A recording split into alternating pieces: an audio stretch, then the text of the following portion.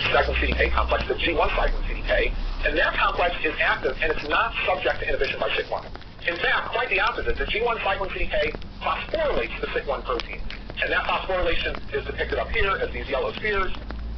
And once the SYK1 is phosphorylated, the phosphates are epitopes, if you will, for an SCF ubiquitin ligase that then binds those phosphates and elaborates the ubiquitin chain on the SYK1 protein.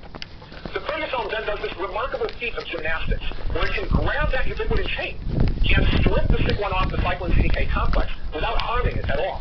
In fact, it releases the cyclin CDK complex in an active form and destroys the SYK1. And in this manner, phosphorylation and ubiquitination collaborate hand in hand to drive an essential transition in the cell cycle. And a very similar process occurs in human cells with a similar set of proteins. Now, another example where this is very critical in human physiology concerns how your tissues sense oxygen. And this is very important because if you have insufficient oxygen, two things need to happen. First of all, you need to induce the production of more red blood cells. And second of all, you need to induce the production of more capillaries, more blood vessels to supply oxygen to the tissues that are deprived of oxygen.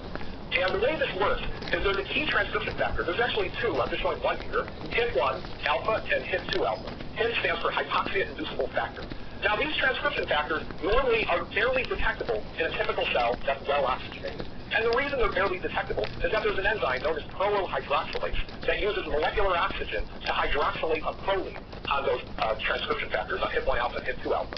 That hydroxylated proline, which I've denoted here, serves as a direct ligand for a ubiquitin ligase known as the VHL ubiquitin ligase. That then transfers ubiquitin onto the hydroxylated protein, and then the hydroxylated protein is destroyed by the proteasome. Now, what happens if you have a cell in your body that's experiencing an oxygen deficit because it's too far away from a blood vessel? Well, in that cell, the oxygen concentration is very low.